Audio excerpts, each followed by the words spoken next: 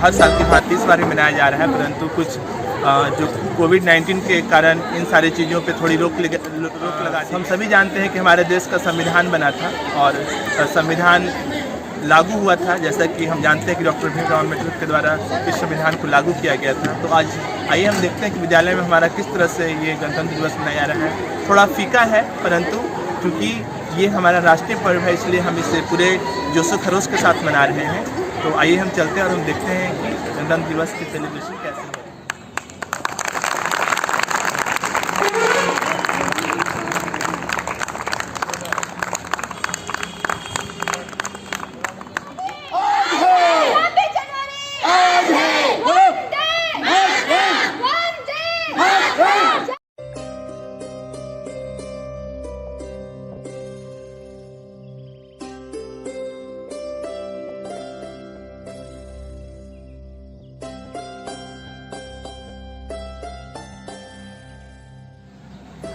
आज बहुत ही गौरव का दिन है, आनंद का दिन है कि आज हम 26 जनवरी गणतंत्र दिवस को मना रहे हैं और इस शुभ अवसर पर हम लोग उपस्थित हैं।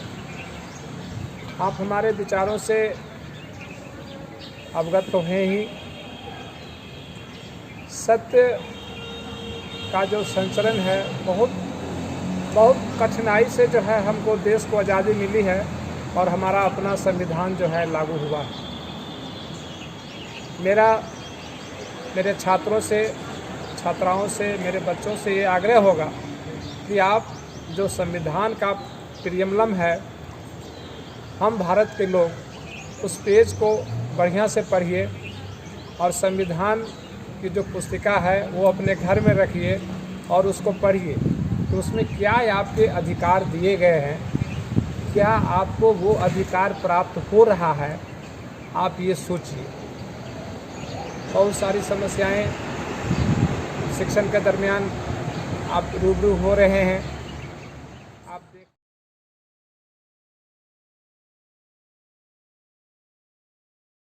तंत्र की रचना करें जिससे आपका जो देश है, जिसमें काफ़ी विविधताएं थी, वो सारी विविधताओं को, मापदंड को पूरा करते हुए और हम अपने देश को अच्छे ढंग से चला सकें। इसी संदर्भ में भारतीय संविधान की रचना की गई, जिसे बनाने में 2 वर्ष 11 महीने और 18 दिन का समय लगा। इसमें बहुत सारे लोगों की भूमिका थी और सबसे महत्वपूर्ण चीज़ ये थी कि इसे बनाने के लिए जो प्रारूप समिति बनाया गया था, ड्राफ्टिंग कमेटी, जिसके अध्यक्ष डॉक्टर भीमराव अम्बेडकर थे, उन्होंने इस संविधान को बनाने के लिए विश्व के लगभग सभी संविधानों को पढ़ा, उसे जाना और उसकी जो अच्छी चीज़ें थी उसको अपने संविधान में समाहित किया। आप इमेजिन कर सकते हैं कि जिस समय इंटरनेट, व्हाट्सएप कुछ नहीं था, उस समय किसी व्यक्ति के द्वारा विश्व के सभी संविधानों को पढ़ना और उसके अच्छे चीज़ों को लेना एक अपने आप में चुनौती थी। और वैसी परिस्थिति में ऐसा माना जाता है आज तक कि जो भारत का संविधान है वो विश्व के सर्वोत्तम संविधानों में एक है। तो हमें गर्व है कि हम उस देश के निवासी हैं जहाँ की शासन प्रणाली एक ऐसी शासन प्रणाली है जो पूरे विश्व का मार्गदर्शन करती है। अगर आप वाकई में शिक्षित हैं तो आप अपने अधिकारों को जानेंगे, देश के प्रति आपके जो कर्तव्य हैं उसको समझेंगे और सबसे बड़ी बात है कि आपकी क्या रिस्पॉन्सिबिलिटी है as a student, as a देश के नागरिक और एज ए अपने घर के जो मेंबर्स हैं उसके हिसाब से।